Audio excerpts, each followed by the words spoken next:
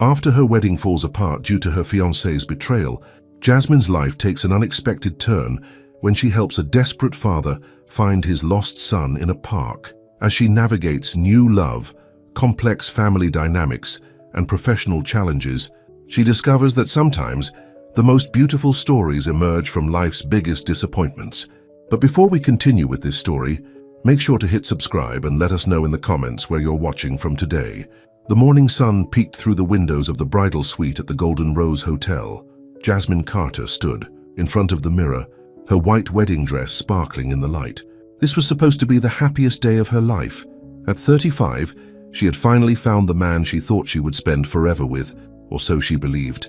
"You look beautiful, honey," said Martha, Jasmine's mother, dabbing at her eyes with a tissue. "Marcus won't know what hit him when he sees you walking down that aisle." Jasmine forced a smile, but her stomach was in knots. Something felt off. She had woken up to a strange text message from her best friend Sarah, asking to speak with her urgently. Sarah hadn't shown up for the morning preparations, which wasn't like her at all. "Mum, could you give me a minute? I need to make a phone call," Jasmine said, reaching for her phone. As soon as Martha left the room, Jasmine dialed Sarah's number. Her hands were shaking. "Jasmine, thank God you called." Sarah's voice was thick with emotion.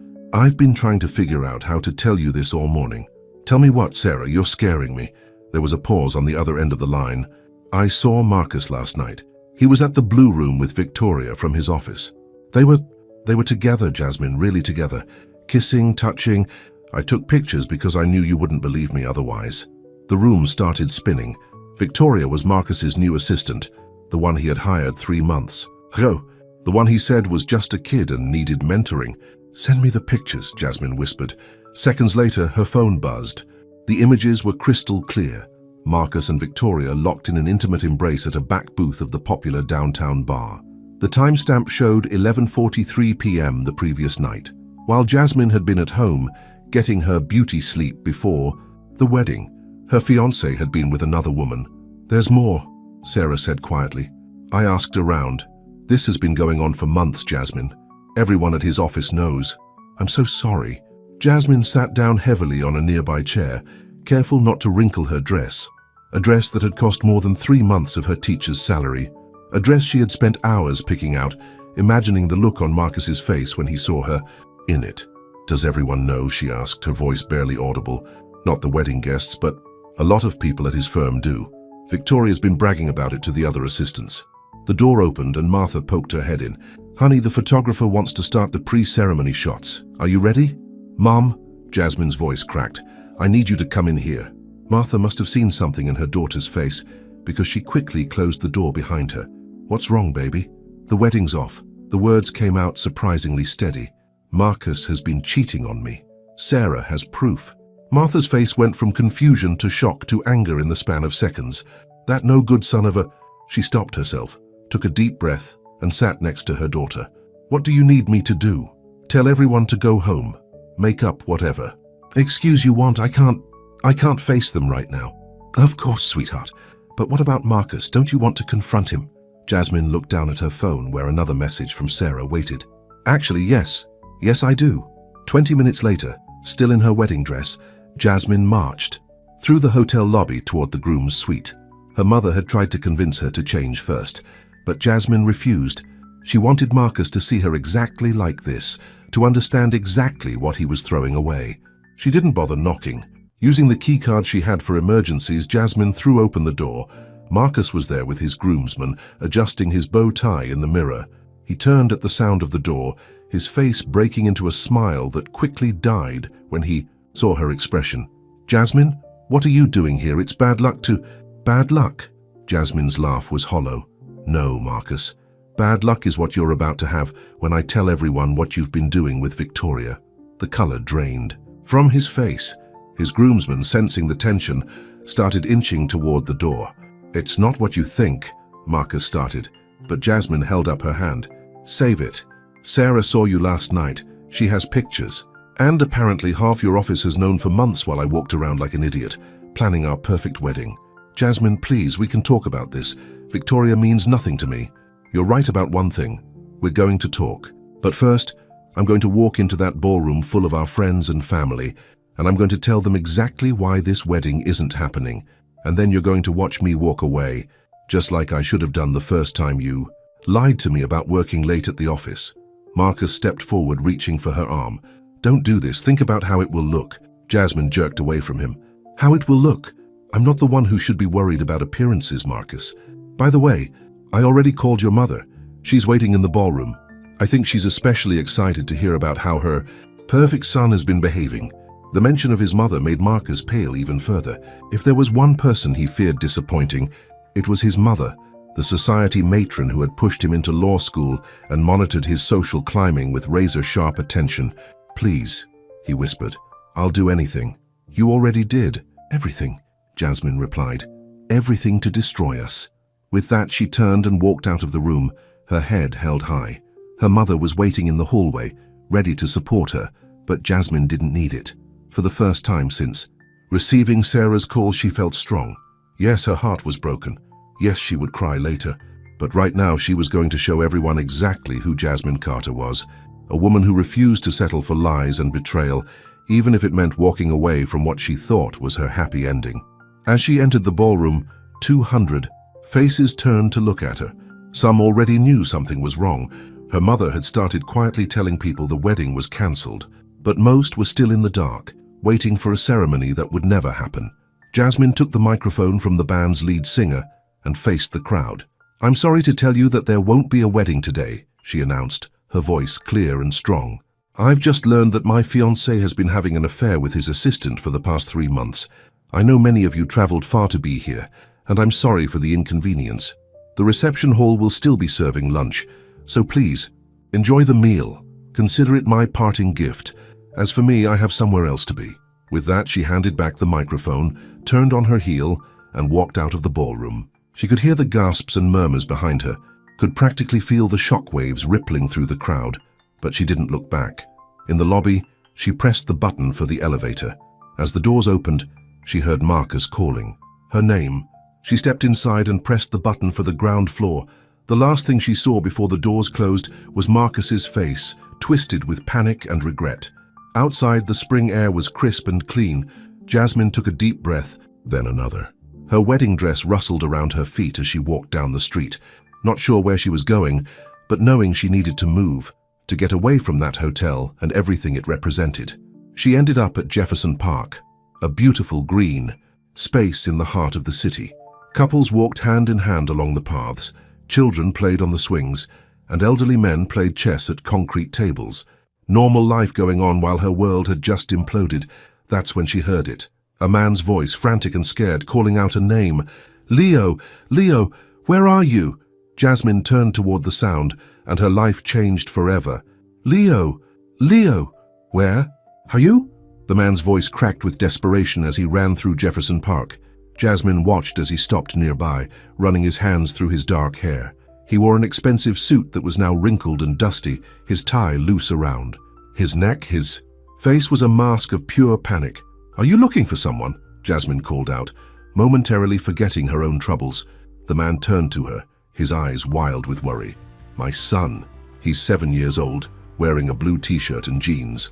I looked away for a minute to take a business call, and when I turned back, his voice trailed off.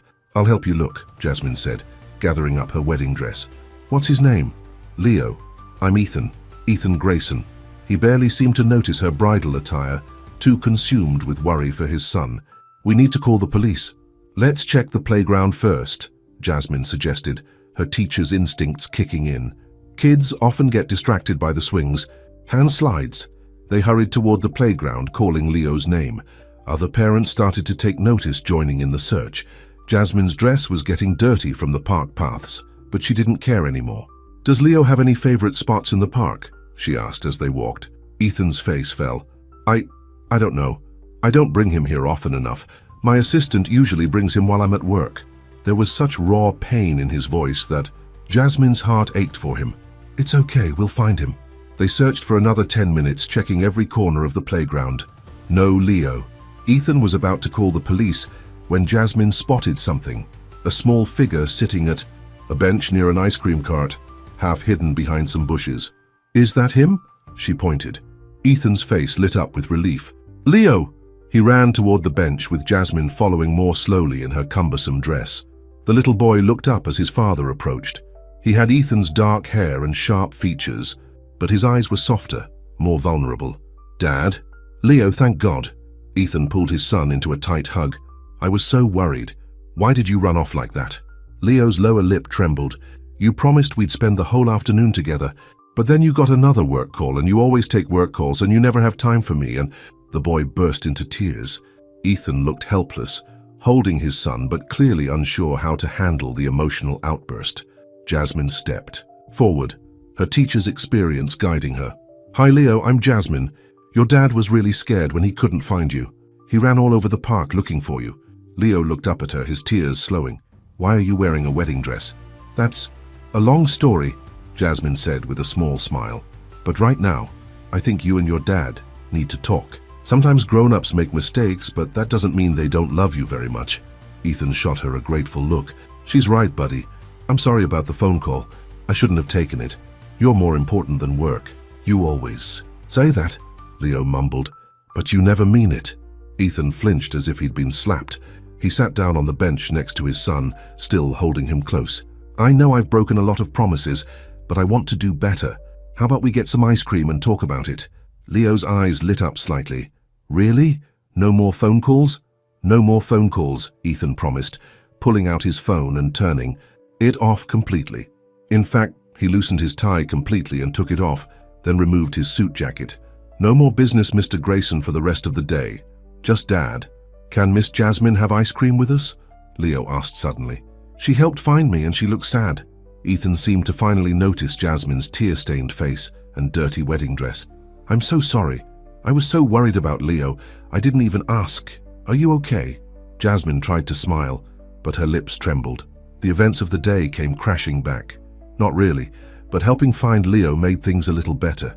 "Then you definitely need ice cream," Leo declared, with the certainty only a 7-year-old could muster. "Dad always says ice cream makes everything better." "Please join us," Ethan said softly.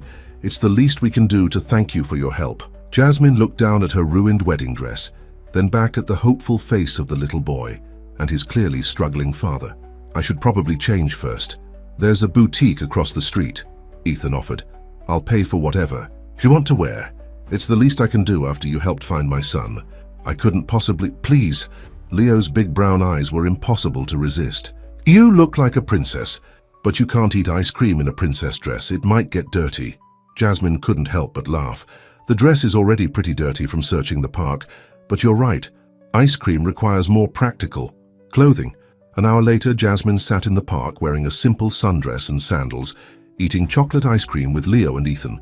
Her wedding dress was safely stored in a garment bag, though she had no idea what she'd do with it now. "So," Ethan said carefully, "do you want to talk about why you were wandering the park in a wedding dress?" Leo was busy chasing a butterfly nearby, giving them a moment of privacy. Jasmine sighed.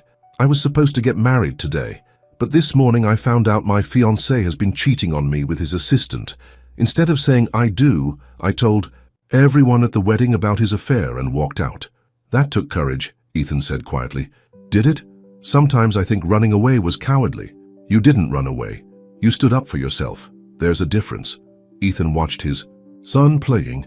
"I wish I had your courage. It took my son running away for me to realize how badly I've been failing him." "You're here now," Jasmine pointed out. "That counts for something." "Dad," Leo called out, "can we feed the ducks, please?" "Sure, buddy." Ethan stood up, then turned to Jasmine. "Would you like to join us unless you have somewhere else to be?" Jasmine thought about her empty apartment, about the dozens of missed calls on her phone, about all the people who would want to talk about what happened at the wedding. "You know what? Feeding ducks sounds perfect right now." As they walked toward the pond, Leo slipped his small hand into Jasmine's. "I'm glad you helped find me," he said simply. "Me too," Jasmine replied, feeling tears prick at her eyes again. But this time, they weren't entirely sad tears. They spent the rest of the afternoon in the park. Ethan kept his phone off, focusing entirely on his son. He was awkward at first, clearly unused to sustained interaction with Leo, but he tried. And when he didn't know what to do or say, Jasmine found herself naturally stepping in, bridging the gap between father and son. As the sun began to set, Leo yawned widely. "Time to head home, buddy," Ethan said. picking up his son. "Will we see Miss Jasmine again?" Leo asked sleepily. Ethan looked at her questioningly. "That's up to Miss Jasmine."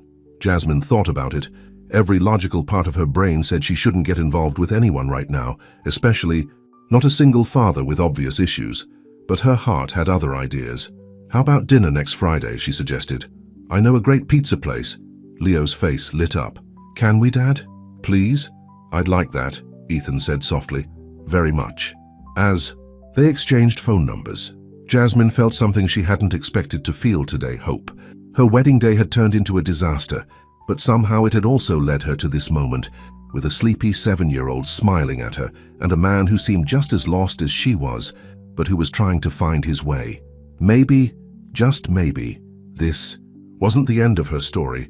Maybe it was just the beginning. A month had passed since that fateful day in Jefferson Park. Jasmine sat at her desk in her third-grade classroom, grading papers during lunch break. Her phone buzzed with a text message from Ethan. "Leo got an A on his math test. He says it's because of your tutoring. Thank you." Jasmine smiled, remembering how their Friday pizza dinners had evolved into helping Leo with his homework. It hadn't been planned. Leo had simply pulled out his math worksheet one evening, struggling with fractions, and Jasmine's teacher instincts had kicked in. Another message came through. "Having dinner at my place tonight. Leo's making his world-famous spaghetti. Wouldn't miss it," she replied, her heart warming at the thought. Sarah, who was having lunch with her in the classroom, noticed her expression. "Let me guess, another text from Mr. Tall, dark and complicated." "He's not complicated," Jasmine defended, though they both knew it wasn't true. "Honey, he's a workaholic single dad with trust issues and an ex-wife who's still in the picture. That's the definition of complicated." Sarah took a bite of her sandwich. "I just don't want to see you get hurt again.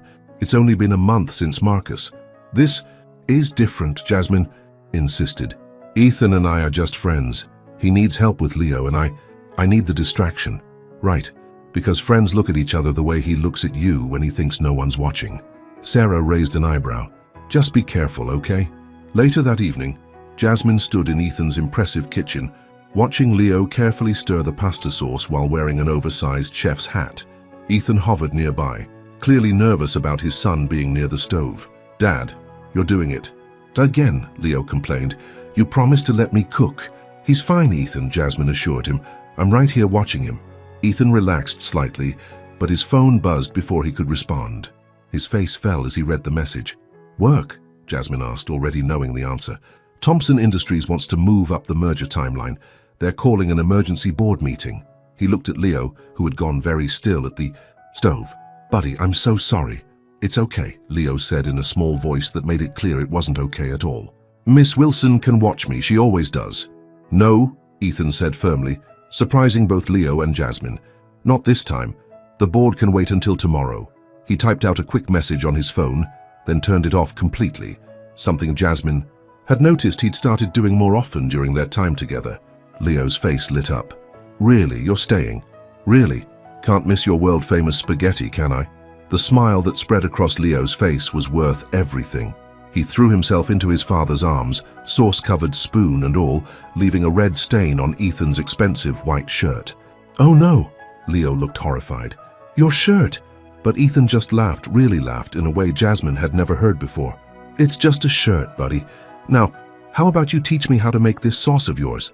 As father and son worked together at the stove, Jasmine felt her heart swell. She'd seen the changes in both of them over the past month. Leo was more confident, more willing to express his feelings instead of running away. And Ethan was learning to be a father instead of just a provider. The doorbell rang, interrupting the moment. "I'll get it," Jasmine offered, heading to the front door. She opened it to find a striking woman in her late 30s, dressed in designer clothes and wearing an expression of barely concealed disdain. "Who are you?" the woman demanded. Before Jasmine could answer, she heard Ethan's voice behind her. "Olivia, what are you doing here?" "I came to see my son." Olivia, Ethan's ex-wife, said coldly. "I didn't realize you had company." "Dad, the sauce is bubbling," Leo called from the kitchen. "Go," Jasmine said softly to Ethan. "I've got this." Ethan hesitated, looking between Jasmine and Olivia, but the sound of Leo's voice won out. He headed back to the kitchen, leaving the two women facing each other. "So," Olivia said, her eyes scanning Jasmine from head to toe. "You're the teacher I've been hearing so much about, the one who's been playing house with my family." "I'm Jasmine Carter. I'm a friend of Ethan and Leo's." "A friend?" Olivia's laugh was sharp. "Please, I know your type. You see a wealthy single father, a vulnerable little boy, and you think you've hit the jackpot." Jasmine felt her temper flare. "You don't know anything about me. I know you were left at the altar a month ago. Word gets around in certain circles. Tell me, is Ethan your rebound or is he just convenient?" "Mom!" Leo appeared in the hallway, his chef's hat slightly askew. "You're early. We're making spaghetti." Olivia's entire demeanor changed, her face softening into a warm smile. "Hello, darling, something smells wonderful." She brushed past Jasmine and went to hug her son. Ethan appeared behind Leo, his expression guarded. "Olivia, we agreed you'd pick Leo up tomorrow morning." "Plans change," Olivia said smoothly. "Besides, I wanted to meet the woman our son keeps talking about." She turned to Leo. "Darling, why don't you go pack an overnight bag? We can have dinner at my place instead." But we're cooking." Leo looked between his parents, his earlier happiness fading. "Leo stays here tonight," Ethan said firmly. "He's cooking dinner for us, and I won't let you disappoint him." "Us?" Olivia's eyes narrowed. "You mean you and your new girlfriend?" "Miss Jasmine isn't Dad's girlfriend," Leo piped up. "She's our friend. She helps me with math and reads me stories and doesn't take work calls during dinner." The last part was clearly a dig at both his parents, and both Ethan and Olivia had the grace to look ashamed. "Leo, honey," Olivia started, but Ethan cut her off. "The custody agreement is clear, Olivia. Your time with Leo starts tomorrow morning. Right now our son is in the middle of cooking dinner, and I won't let you ruin this for him." Something in Ethan's voice, a strength that hadn't been there before, made Olivia step back. "Fine," she said tightly. "But this isn't over, Ethan. We need to talk about arrangements." After she left, the happy atmosphere of earlier had evaporated. Leo stood in the hallway, his chef's hat now clutched in his hands. "Is Mom mad because of Miss Jasmine?" he asked in a small voice. Jasmine's heart broke. "Maybe I should go." "No!" Both Leo and Ethan spoke at the same time. "Please stay," Leo added. "The sauce is almost ready." Ethan moved closer to Jasmine, speaking quietly.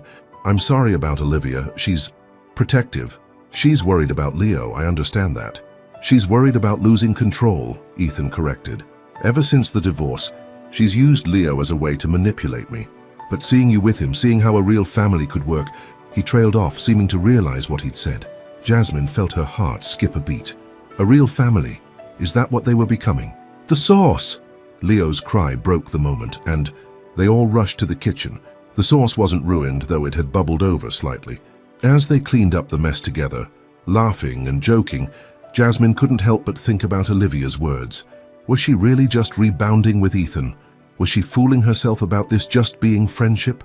But watching Leo teach his father the secret ingredient for his sauce, extra garlic powder, seeing Ethan's genuine joy in this simple moment with his son, Jasmine knew the truth. Whatever was happening between them wasn't simple, and it wasn't just about getting over Marcus. It was about healing, about learning to trust again, about building something new from the ashes of their past disappointments. The question was, were they ready for it? And more importantly, would Olivia let them find out? The Monday morning rush at Cedar Grove Elementary was in full swing when Jasmine noticed something was wrong. Parents were gathered in small groups in the parking lot, whispering and casting glances her way. Some quickly looked away when she made eye contact. "Did you see the article?" Sarah caught up with her at the entrance, waving her phone.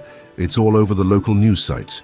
Jasmine's heart sank as she read the headline, "Jilted Bride Sets Sights on Grayson Millions. Local Teacher Moves from Cancelled Wedding to Dating.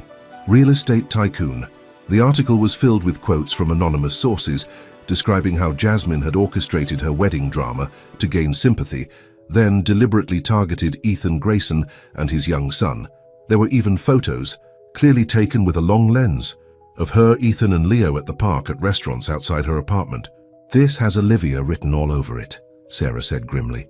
Before Jasmine could respond, the school principal, Mrs. Henderson, appeared in the hallway. "Ms. Carter, a word in my office, please." The whispers followed her all the way to the principal's office. Inside, Mrs. Henderson gestured for her to sit down. "I assume you've seen the article," the principal began. "Mrs. Henderson, none of it is true. I would never—" "Jasmine." The older woman's voice was gentle. You don't need to explain yourself to me. You're one of our best teachers. But parents are concerned. They're questioning whether someone involved in such public drama should be teaching their children. What are you saying? Nothing for now, but be careful, and maybe keep your personal life a bit more private. The rest of the day was torture. Jasmine could feel the stares, hear the whispers. Even some of her students seemed affected, clearly picking up on their parents' gossip. By the time she got home that evening, she was emotionally exhausted. She had turned off her phone after the 10th call from an unknown number, probably reporters looking for comment. A knock at her door made her jump. When she looked through the peephole, she saw Ethan standing there, looking worried. "I just saw the article," he said as soon as she opened the door. "Jasmine, I'm so sorry, this is all my fault." "It's not your fault," she sighed, letting him in, "though I'm pretty sure I know who's behind it." "Olivia." Ethan's face darkened. "She's always been territorial. But this is a new low even for her. She's Leo's mother. She's worried about him. No, she's worried about losing control. She's always been like this. Manipulative, possessive. It's why our marriage fell apart." Ethan ran a hand through his hair. "I should have warned you about her." "Would it have made a difference?" Jasmine asked softly. Before Ethan could answer, there was another knock at the door. This time, when Jasmine looked through the peephole, her blood ran cold. Marcus stood in the hallway. "Jasmine?" he called through the door. "I know you're home. Please, we need to talk." Ethan noticed her pale face. "Who is it?" "Marcus," she whispered. "My ex-fiancé." Ethan's expression hardened. "Do you want me to get rid of him?" Part of her did, but another part, "No, I need to handle this myself." She opened the door. Marcus looked exactly as she remembered. Handsome, well-dressed, confident. But now she could see something else too. The calculation behind his charming smile, the self-interest masked as concern. "What are you doing here, Marcus?" "I saw the article," he said. "About you and Grayson." "Jasmine, you're making a huge mistake. This guy's got a reputation." He stopped short when he saw Ethan standing behind her. "Mr. Grayson," Marcus said, his tone changing completely. "I didn't realize clearly." Ethan's voice was cold. "Would you like to finish what you were saying about my reputation?" Marcus straightened his tie nervously. "I'm just concerned about Jasmine. After everything we've been through." "Everything we've been through?" Jasmine couldn't believe what she was hearing. "You mean how you cheated on me with your assistant? How you lied to me for months? How you let me plan our entire wedding while you were seeing someone else?" "That was a mistake," Marcus pleaded. "I've ended things with Victoria. I've been trying to call you to explain." "There's nothing to explain." Jasmine's voice was steady now. "You know what? I should thank you. If you hadn't shown your true colors, I might have married you. I might have spent years believing your lies, never knowing the kind of man you really are." "Is that what this is about?" Marcus gestured toward Ethan. "Revenge? Making me jealous by dating someone richer, more powerful? Not everything is about you, Marcus. In fact, nothing in my life is about you anymore." Jasmine stepped back, closer to Ethan. "Please leave. You're making a mistake," Marcus warned. "This guy, he's just using you. Everyone knows he's still hung up on his ex-wife. You're just a distraction, a way to make her jealous." "That's enough." Ethan's voice cut through Marcus's tirade like a knife. "Leave.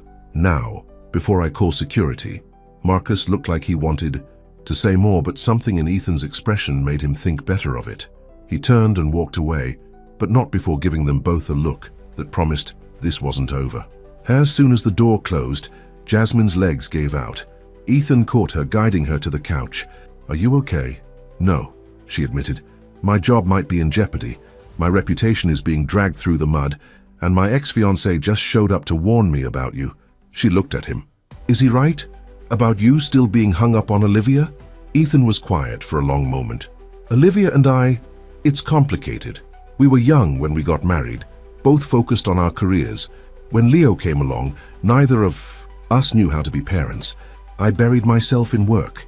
She buried herself in social obligations. By the time we realized what we were doing to each other, to Leo, it was too late." "That doesn't answer my question." "No, I'm not hung up on Olivia," Ethan said firmly. "But she is Leo's mother, and she'll always be part of our lives. The question is, can you handle that?" Before Jasmine could answer, her phone rang, the school's ringtone. With trembling fingers, she answered it. "Ms. Carter?" It was Mrs. Henderson again. "We need to talk about your position here at Cedar Grove." Jasmine closed her eyes, fighting back tears. In just one day, everything she'd built seemed to be crumbling around her. Her job, her reputation, her growing relationship with Ethan and Leo, all of it threatened by shadows from the past. Ethan took her free hand, squeezing it gently. She squeezed back, drawing strength from his presence. Whatever was coming, she wouldn't face it alone. But as she listened to Mrs. Henderson's carefully worded suggestions about taking some time off, Jasmine couldn't help but wonder, was this all too much, too soon? Was she ready for this kind of battle? And most importantly, was what she was building with Ethan and Leo worth fighting for? Looking at Ethan's concerned face, feeling the warmth of his hand in hers, she already knew the answer. The real question was, would they survive what was coming? "The board has called an emergency meeting," Mrs. Henderson said, her voice echoing in the empty classroom. "They want to discuss your situation." Jasmine sat at her desk, surrounded by her students' artwork and projects. After a week of administrative leave, she'd been called in after hours to discuss her future at Cedar Grove Elementary. "My situation?" Jasmine's voice was tight. "You mean the lies being spread about me in the media?" "Jasmine," Mrs. Henderson's face softened. "You know I'm on your side, but 3 more parents have withdrawn their children from your class. The board is concerned about the school's reputation. What about my reputation?" Jasmine stood up, anger finally breaking through her careful composure. "I'm a good teacher. My students love me. Their test scores are among the highest in the district, and none of that matters because of some gossip? It's more than gossip now." Mrs. Henderson handed her a tablet. "This was posted an hour ago." The headline made Jasmine's stomach drop. "Exclusive, the truth about Jasmine Carter. Former fiancé speaks out." The article was worse than she could have imagined. Marcus had given a full interview, painting himself as the victim of Jasmine's social climbing ambitions. He claimed she had been secretly seeing Ethan even before their wedding, that she had orchestrated the whole dramatic scene at their wedding to gain public sympathy. "He's lying," Jasmine whispered. "None of this is true." "I believe you," Mrs. Henderson said gently, "but the damage is done. The board meets tomorrow morning. I'll do my best to defend you, but..." She didn't need to finish the sentence. They both knew what was coming. Jasmine drove home in a daze, tears blurring her vision. When she pulled into her apartment complex, she saw a familiar car parked outside. Olivia Grayson stepped out, looking as polished and intimidating as ever. "We need to talk," Olivia said as Jasmine got out of her car. "I really don't have the energy for this right now. It's about Leo." Olivia's words stopped Jasmine in her tracks. "And Ethan, and what your little soap opera is doing to my family." Inside her apartment, Jasmine watched as Olivia surveyed the modest space with barely concealed disdain. "I'll make this simple," Olivia said, turning to face her. "Leave them alone. Both of them." "Excuse me, you've had your fun, played house with my son, made my ex-husband think he's found something real. But it's time to end this before anyone else gets hurt." "The only one hurting people is you," Jasmine shot back. "You're the one planting stories in the media, aren't you? You and Marcus." Olivia's smile was cold. "Marcus was quite helpful once I explained the situation to him. He still cares about you, you know, wants to protect you from making a huge mistake. The only mistake I made was not seeing through people like you and Marcus sooner." "People like us?" Olivia laughed. "You mean successful people? People who understand how the real world works?" She pulled an envelope from her designer. Speaking of which," she placed the envelope on Jasmine's coffee table. "Consider it a parting gift, enough to start fresh somewhere else away from all this drama." Jasmine stared at the envelope in disbelief. "You're trying to buy me off?" "I'm trying to help you," Olivia said, her voice suddenly serious. "You really think you can handle being part of this world? The media scrutiny, the social obligations, the constant pressure. Look what's already happening to your career, your reputation. Get out." Jasmine's voice shook with anger. "Take your money and get out." "Think about it," Olivia said, heading for the door. "The offer won't last forever." As soon as Olivia left, Jasmine called Ethan. It went straight to voicemail. She tried again with the same result. Her phone buzzed with a text from Sarah. "Turn on Channel 7 now." With trembling hands, Jasmine turned on her TV. Her heart stopped when she saw the scene playing out on the news. Ethan and Olivia were leaving an upscale restaurant together. The camera zoomed in as Olivia touched Ethan's arm, leaning in close to whisper something. The headline below read, "Grayson Power Couple Reuniting?" Another text from Sarah. "There's more. They were there for over 2 hours." Someone got pictures. More photos appeared on screen, Ethan and Olivia sitting close together, heads bent in intimate conversation. In one shot, Olivia was wiping something from Ethan's face. Her expression tender. Jasmine felt like she couldn't breathe. Why hadn't Ethan told her he was meeting Olivia? Why hadn't he answered her calls? Her phone buzzed again. Leo's babysitter, Miss Wilson. Mr. Grayson asked me to stay late. Said he had an important dinner meeting. Is everything okay? Before Jasmine could respond, there was a knock at her door. Her heart leapt, thinking it might be Ethan coming to explain. But when she opened the door, she found Marcus standing there. I know you're hurting, he said softly. I saw the news. Let me help you through this, like you helped Olivia spread lies about me. Marcus had the grace to look ashamed. She can be very persuasive, but seeing what they're doing to you, it's not right. I want to make things right by destroying my career, my reputation. By telling the truth. Marcus stepped closer. I'll retract everything I said. I'll tell everyone how Olivia manipulated me, how she orchestrated this whole thing. Jasmine studied his face, looking for the man she'd once thought she loved. Why would you do that? Because I still love you, Marcus said, and because you deserve better than being another chapter in the Grayson family drama. As if on cue, her phone buzzed with a text from Ethan. Need to talk, can I come over?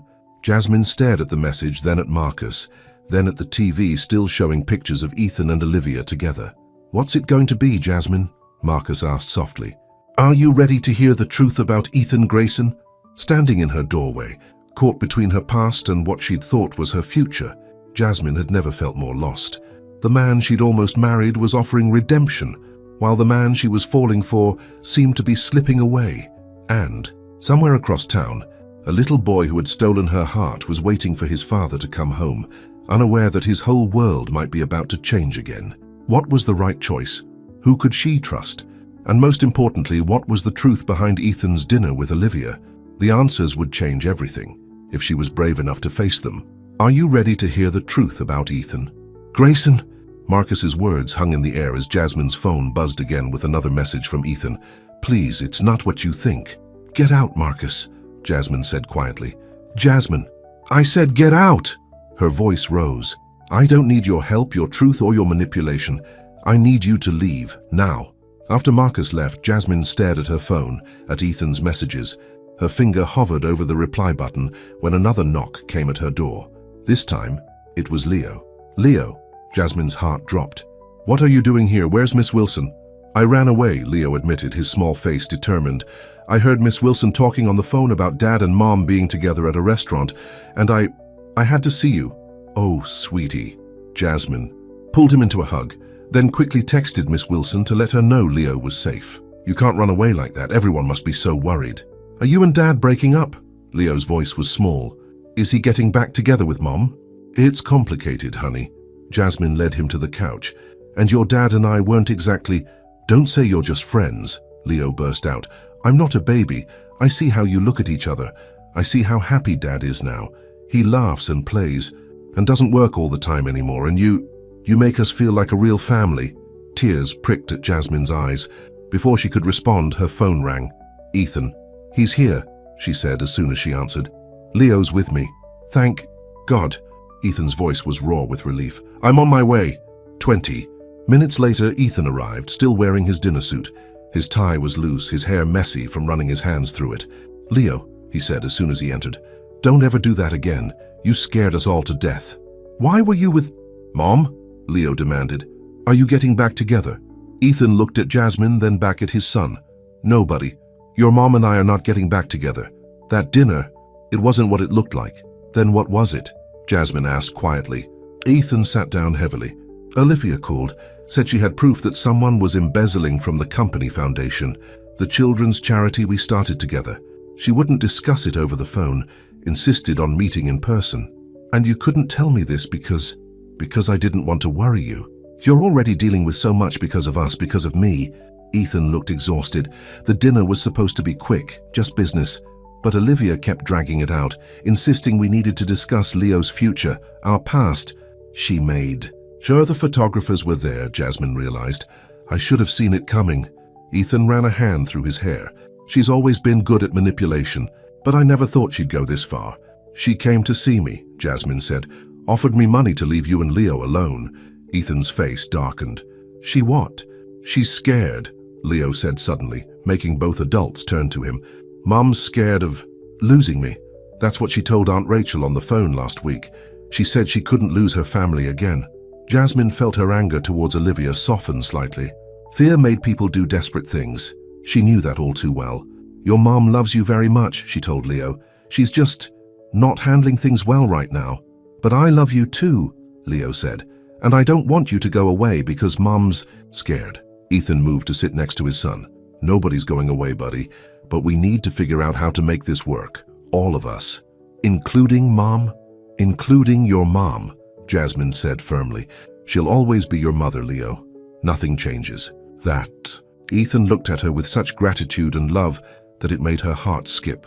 I don't deserve you, he said softly. That's not true, Leo protested.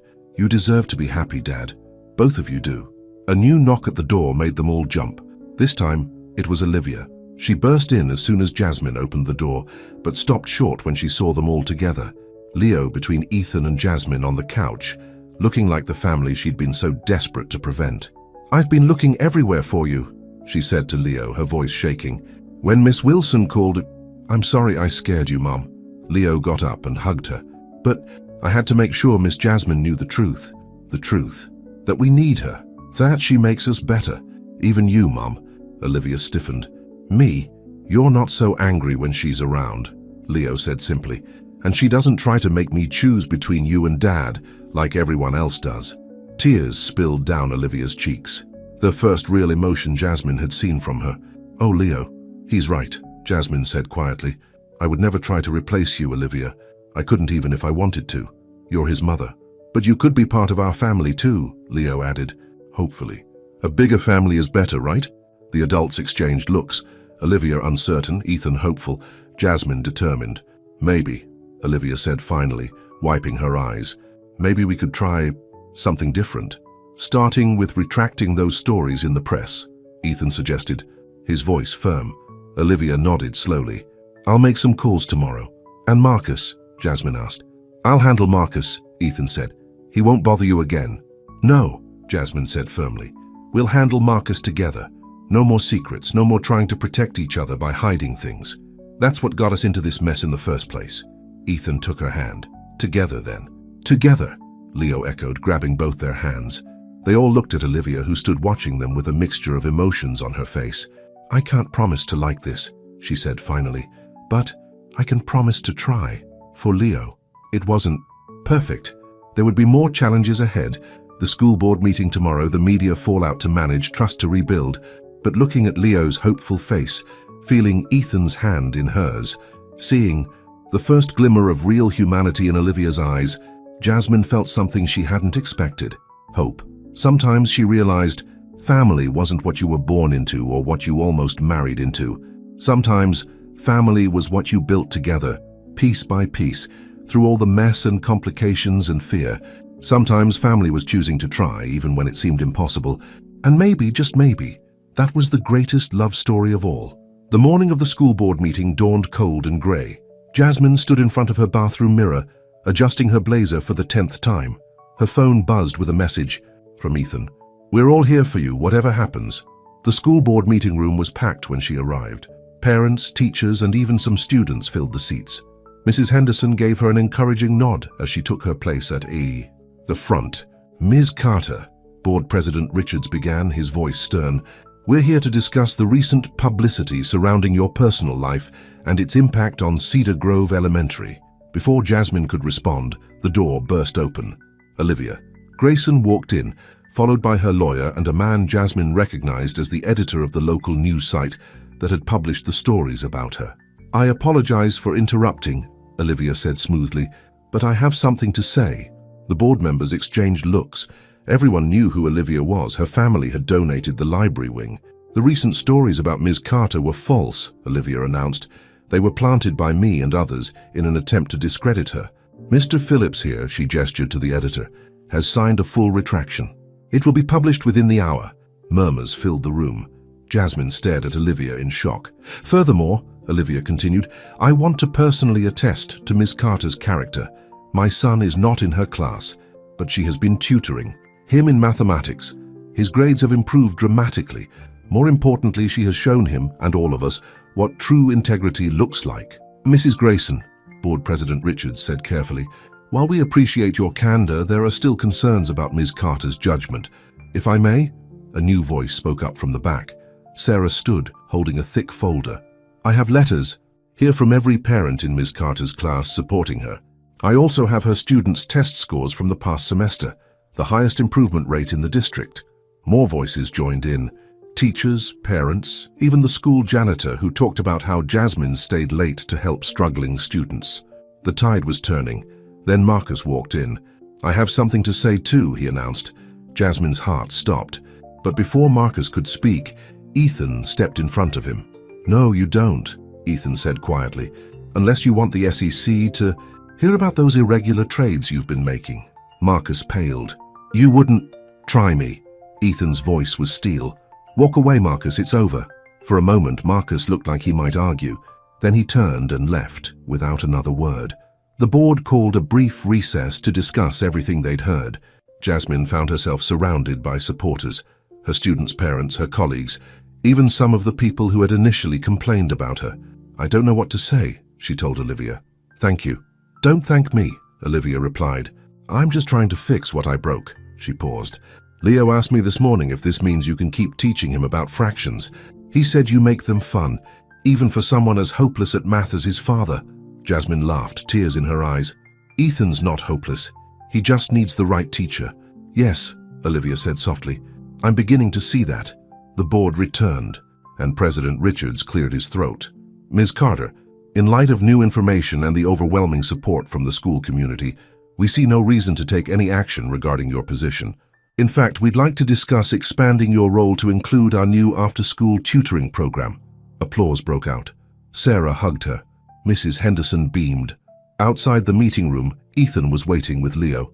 Did you mean what you said? To Marcus, Jasmine asked. About the SEC. Let's just say I had my legal team do some digging after what he did to you. Ethan smiled. He won't be bothering us again. Dad was awesome, Leo exclaimed. He was, like a superhero. We're all pretty awesome, Jasmine corrected, hugging him. Especially your mum today. Speaking of awesome, Ethan suddenly looked nervous. There's something I've been wanting to ask you. He reached into his pocket and pulled out a small box. Jasmine's heart stopped. It's not what you think, he said quickly. It's a key to the house. I know it's soon, and there's still a lot to figure out, but Leo and I were talking. We want you to live with us. Leo burst out, unable to contain himself. Please say yes. We can take it slow, Ethan added. Maybe start with you having your own room, see how it goes, but we want you there. Both of us. All of us, came Olivia's voice. They turned to see her standing nearby. I mean, if you're going to be part of Leo's life, we should probably have you closer. For his sake. Coming from Olivia, this was practically a blessing. Jasmine looked at the key in the box, then at the hopeful faces around her. 6 months ago, she had stood, in a wedding dress, thinking her dreams were shattered. Now here she was, surrounded by a different kind of love, messier, more complicated, but somehow more real. Yes, she said, taking the key. Yes to all of it. Leo whooped with joy. Ethan's face lit up. Even Olivia managed a small smile. As they walked out of the school together, teacher, businessman, excited child, and elegant ex-wife, people definitely stared. But this time, Jasmine didn't mind. Let them stare. Let them see what real family looked like. Not perfect, not simple but strong. Let them see what happened when love was worth fighting for. Ice cream to celebrate, Leo suggested. Ice cream sounds perfect, Jasmine agreed. As they headed to their cars, Jasmine felt Ethan's hand slip into hers. Ready for this? He asked softly. She squeezed his hand. Ready for anything. And she meant it. Whatever came next, moving in together, blending their lives, navigating. The complicated waters of co-parenting with Olivia, they would face it together, because sometimes the hardest fights weren't against others, but against our own fears and doubts. And sometimes the biggest victories weren't in defeating enemies, but in building bridges where walls once stood. This was their victory, their new beginning, their fight for love, and they had won. Moving day arrived with unexpected challenges. As Jasmine stood in her apartment surrounded by boxes, reality began to sink in. She was really doing this. Moving into Ethan's house, becoming a daily part of Leo's life, navigating a new kind of relationship with Olivia. Second thoughts? Sarah asked, taping up another box. Not about them, Jasmine said. Just wondering if I'm ready for all of this. The doorbell rang. Jasmine opened it to find Victoria, Marcus's former assistant, standing there nervously. I know I'm probably the last person you want to see, Victoria said quickly, but I needed to tell you something about Marcus. Jasmine hesitated, then stepped aside to let her in. Sarah watched them warily. He's been lying to everyone, Victoria said, wringing her hands. Not just about you and Mr. Grayson, about everything. The firm's money, client accounts. Found proof. What kind of proof? Enough to send him to prison. Victoria pulled out a USB drive. I was scared to come forward before, but after what he tried to do to you at the school board meeting. She paused. I'm not proud of what happened between us. I was young and stupid, and he made me feel special. But now I know I was just another pawn in his games. Jasmine studied the young woman's face. Why are you telling me this? Because he's planning something. I overheard him on the phone with someone talking about getting revenge on you and Mr. Grayson. He said he'd make you both pay for humiliating him. Before Jasmine could respond, her phone rang. It was Ethan. Turn on the news, he said, without preamble. The local business channel was running a breaking story. Grayson Enterprises accused of fraud. Anonymous source claims CEO Ethan Grayson involved in multiple schemes. Marcus? Jasmine breathed. He's trying to tank our stock before the merger, Ethan confirmed. But he doesn't know what I know. Victoria stepped forward. Use my evidence, please. It's time someone stopped him. An hour later, they were all at Ethan's office. Jasmine, Victoria, Ethan, and his legal team. Victoria's documents proved not only Marcus's embezzlement, but also showed he had been the one behind the false accusations against Grayson Enterprises. We need to handle this carefully, Ethan's lawyer advised. One wrong move and the office door burst open. Marcus strode in, followed by two men in suits. I hope I'm not interrupting, he said smoothly. Just thought I'd stop by to discuss terms. Terms? Ethan stood, for keeping certain information quiet. Marcus smiled. Unless you want everyone to know about those offshore accounts. You mean these accounts? Victoria held up her USB drive. The ones you created to hide the money you stole from your clients. Marcus's face went white when he saw her. Victoria? What are you doing here? The right thing. Finally. The two men, with Marcus, stepped forward. Marcus Reynolds? One of them pulled out a badge. FBI, we need you to come with us. You set me up, Marcus snarled at Jasmine. No, Marcus, you set yourself up. Years ago, when you decided that power and money were more important than honesty and love. As the FBI agents led Marcus away, Jasmine felt a weight lift from her shoulders. The last ghost of her past was finally gone, but new challenges waited at home. They arrived at Ethan's house, soon to be their house, to find Leo and Olivia in the kitchen. Something smelled wonderful. We're making dinner, Leo announced proudly. Mom's teaching me her secret pasta sauce recipe. Olivia looked almost shy. I thought, well, since this is going to be Leo's home with both of you, maybe we could start some new traditions. Family dinner once a week? Jasmine felt tears prick at her eyes. That sounds perfect. But as they set the table together, another visitor arrived. This time it was Ethan's father, Richard Grayson, a man Jasmine had never met. I hear I have a new almost daughter-in-law, the elderly man said gruffly. Dad, Ethan warned.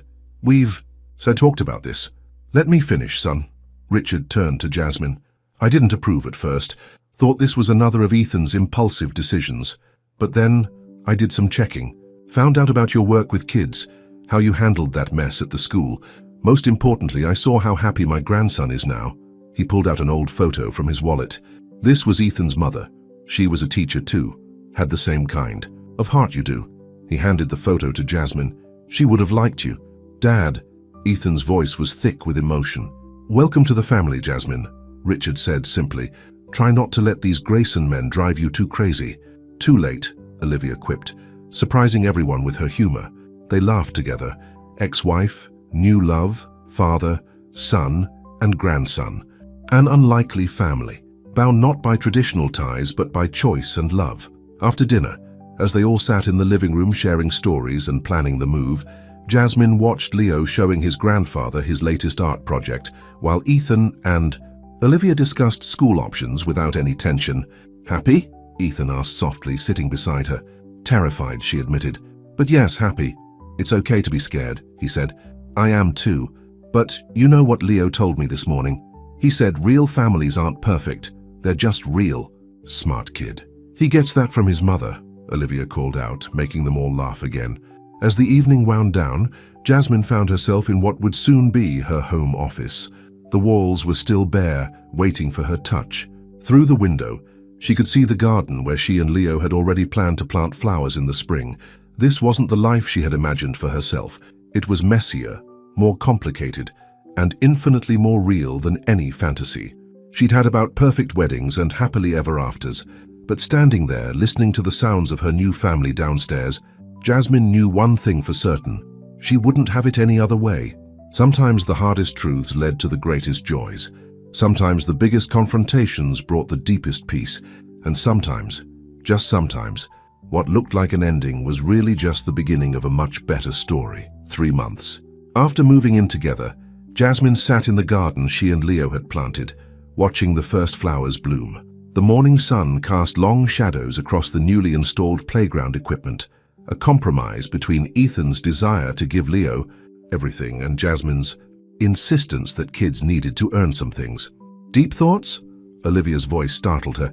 They had settled into a routine of Saturday morning handoffs for Leo's weekend visits with his mother. Just thinking about how much has changed, Jasmine admitted. Olivia sat down beside her on the garden bench. Leo got an A on his math test yesterday. He said it was because of those fraction games you invented. He's a smart kid. He just needed to find the fun in it. Like you helped me find the fun in co-parenting. Olivia's smile was genuine now, something that still surprised Jasmine sometimes. Before Jasmine could respond, Leo burst out of the house, followed by Ethan carrying his overnight bag. Mom, can Miss Jasmine come to my piano recital next week? It's at the same time as my weekend with you, but I really want her there. Olivia and Jasmine exchanged looks. This was new territory, the first major event during Olivia's time.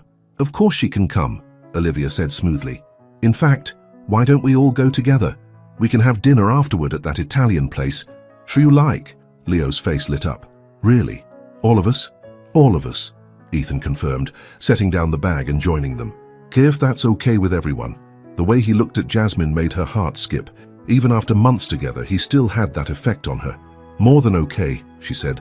After Leo and Olivia left, Ethan pulled Jasmine close. I have something to show you. He led her to his home office, a room she rarely entered, respecting his need for private space. But today was different. The usual business papers were gone from his desk, replaced by architectural drawings. What's this? Plans for the children's center, he said. The one you've been dreaming about. Jasmine stared at the drawings. Ever since losing her teaching job, she'd resigned from Cedar Grove despite being cleared, knowing it was time for a change. She'd talked about wanting to create a place where underprivileged kids could get tutoring, mentoring, and a safe space to learn and grow. Ethan, the Grayson Foundation wants to fund it, he continued. Full backing, no strings attached. You'd have complete control over the programs, the staff, everything. But your board already approved it, unanimously, he smiled. Turns out having a former teacher who turned around the foundation's public image and helped catch a major fraudster gives you some pull. Jasmine traced the drawings with trembling fingers. This is really happening? Only if you want it to. Ethan took her hand. You've given up so much to be part of our lives. Your job, your independence, I want you to have something that's truly yours.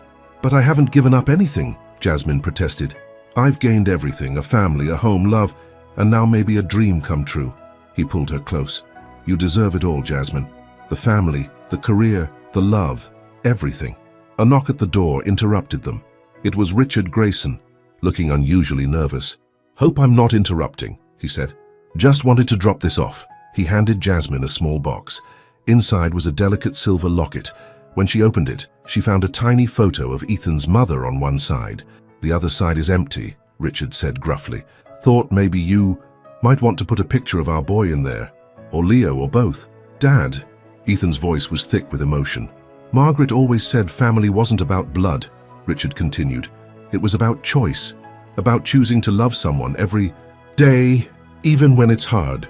He looked at Jasmine. You've chosen this family every day since you met them. Think it's time we made it official." "What do you mean?" Jasmine asked. Richard pulled out a folder. "Adoption papers. For Leo, if you want them." Jasmine's hands shook as she took the folder. "But Olivia, it was her idea," Ethan said softly. "She came to me last week. Said Leo deserves to have you as more than just Dad's girlfriend or Mum's friend. Said he deserves to have you as his other mother, legally and officially. But only if you want it," came Olivia's voice from the doorway. She and Leo stood there, having come back for a forgotten schoolbook. "Please say yes," Leo begged. "Then you'll really be my mum too. Forever." Jasmine looked at the faces around her. Ethan's hope, Richard's gruff approval, Olivia's careful acceptance, and Leo's pure joy. "Are you sure?" she asked Olivia. "Really sure. I'm sure that my son deserves all the love he can get," Olivia said simply. "And I'm sure that you love him as much as I do. Different, but just as much." Tears streamed down Jasmine's face as she nodded. "Yes, yes, to all of it." Leo launched himself into her arms. Ethan wrapped them both in a hug. Richard wiped suspiciously at his eyes, and even Olivia smiled. Later that night, after everyone had gone and Leo was asleep, Jasmine stood in the garden again. The flowers she and Leo had planted were reaching toward the sky, growing stronger every day. Like love, she thought. Like family. Like the choice to believe in second chances and new beginnings. Ethan joined her, wrapping his arms around her from behind. "Happy? More than I ever thought possible," she admitted. "A little scared too." "Of what?" "Of how much I love you all, of how right this feels, of losing it." He turned her to face him. "You won't lose us. We chose you, Jasmine, and you chose us. Every day, in 100 little ways, we choose each other." "Is it really that simple?" "No," he laughed. "It's complicated and messy and sometimes hard, but that's what makes it real. That's what makes it worth choosing." As they stood in their garden, surrounded by the life they were building together, Jasmine knew he was right. Love wasn't about perfect moments or fairy tale endings. It was about choices. The choice to trust again, to risk again, to believe again. And she was choosing this. All of it. Every wonderful, complicated, beautiful piece of it. Tomorrow there would be more decisions to make. About the children's center, about the adoption, about their future together. But tonight, in this moment, all that mattered was that they had chosen love. And love, in all its imperfect glory, had chosen them right back. 1 year to the day after Jasmine had walked out of her wedding in tears, she stood in front of another mirror, in another dress. But this time everything was different. "You look beautiful," Sarah said, adjusting the simple white sundress, "and much happier than last time." "I am happier," Jasmine replied, touching the silver locket that held photos of Ethan and Leo. Everything's different now. The backyard of their home had been transformed. The garden Jasmine and Leo had planted provided a natural backdrop of colorful flowers. Simple white chairs were arranged in a semicircle around a flower-covered arch. No fancy hotel ballrooms this time. No elaborate decorations. Just home, family, and love. "Miss Jasmine." Leo poked his head in, looking handsome in his suit. "Can I come in?" "Of course, sweetie." Leo entered, followed by Olivia, who was carrying a small gift box. "We wanted to give you something before the ceremony," she said. Inside the box was a charm bracelet. Each charm represented a moment in their shared journey. A tiny park bench for their first meeting, a school book for Leo's tutoring, a house for their home, a flower for their garden. "The last charm is empty," Leo explained. "Mum said we can add new ones as we make more memories." Tears welled in Jasmine's eyes. "It's perfect. Save some tears for the ceremony," Olivia teased gently. "Come on, Leo. Let's make sure your father isn't wearing one of those horrible ties he loves." After they left, Sarah hugged Jasmine tight. "A year ago, if someone had told you your ex-fiancé's fraud would be exposed, you'd be running a children's center and you'd be marrying a wonderful man with your soon-to-be adopted son and his ex-wife helping plan the wedding, I would have said they were crazy," Jasmine laughed. "But sometimes the craziest stories are the truest ones." A knock at the door revealed Richard Grayson. "Ready? They're all waiting. Will you walk me down the aisle?" Jasmine asked impulsively. Her own father had passed away years ago, and over the past year, Richard had become like a father to her. "Thought you'd never ask," he said gruffly, offering his arm. The ceremony was everything their first attempt at a wedding hadn't been. Warm, personal, real. Leo stood between his parents, holding both their hands. Olivia sat in the front row, smiling genuinely. Their friends and family, not society's idea of who should be invited, but the people who truly mattered, filled the chairs. A year ago, Ethan began his vows. I was lost. I had success, wealth, everything society said should make me happy, but I was failing at the most important thing, being a father, being a man worthy of love. Then my son ran away in a park, and this beautiful woman in a wedding dress helped me find him. She helped me find myself too. Jasmine squeezed his hands as she began her own vows. A year ago, I thought my heart was broken beyond repair. I thought love was about perfect moments and fairy tale endings. But real love, true love, is about choice. It's about choosing each other every day, through the hard times and the joy. It's about building something together, even when it's messy and complicated. It's about creating family in unexpected ways. Do you have the rings? The officiant asked. I do. Leo stepped forward proudly, then paused. Actually, we have something else first. He pulled out a second ring, a smaller one on a delicate chain. This is for you, Miss Jasmine. Well, Mom Jasmine now. The judge said the adoption will be final next week, but I couldn't wait to give you this. Through tears, Jasmine knelt down to let Leo put the necklace on her. The ring nestled next to the locket right over her heart. The rest of the ceremony passed in a blur of happiness. As they exchanged rings and were pronounced husband and wife, Leo wrapped his arms around both of them. At the reception, held right there in their backyard, everyone commented on how different this wedding was from what might have been a year ago. The food was simple but delicious, including Leo's world-famous spaghetti. Children from Jasmine's center performed a song they'd written specially for the occasion. Even Marcus's former assistant Victoria came, now running her own successful consulting firm. To new beginnings, Richard toasted, raising his glass. And to the family we choose. To love that grows in unexpected gardens, Olivia added, surprising. Everyone with her poetry. To happy endings that are really happy beginnings, Leo declared, making everyone laugh. Later, as the sun set and their guests danced on the lawn, Jasmine and Ethan swayed together under the stars. Having any regrets? He asked softly. About any of it?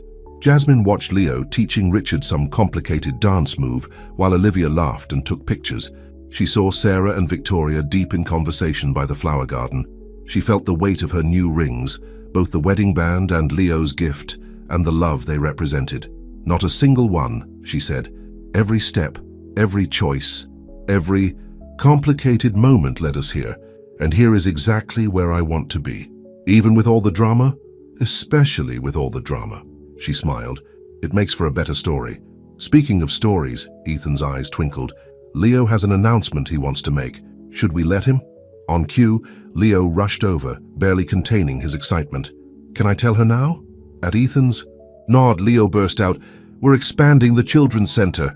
Dad's foundation is funding a whole new wing, and my other mom, is going to teach art classes there. Really?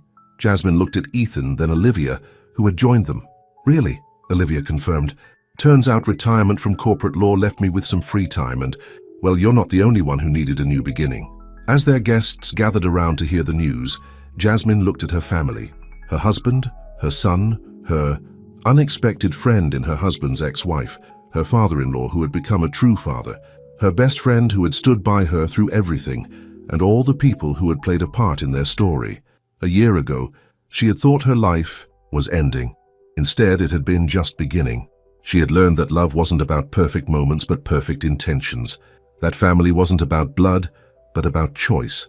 That happiness wasn't about having everything right, but about having the right people by your side when things went wrong. Most of all, she had learned that every broken promise could lead to a new one, every ended dream could wake you up to a better one, and every shattered heart could be rebuilt stronger than before. As the stars twinkled above their garden and Leo dragged them all onto the dance floor for one last song, Jasmine knew that all of this, was better than any fairy tale. It was real, it was messy, it was complicated, and it was absolutely perfect. The end.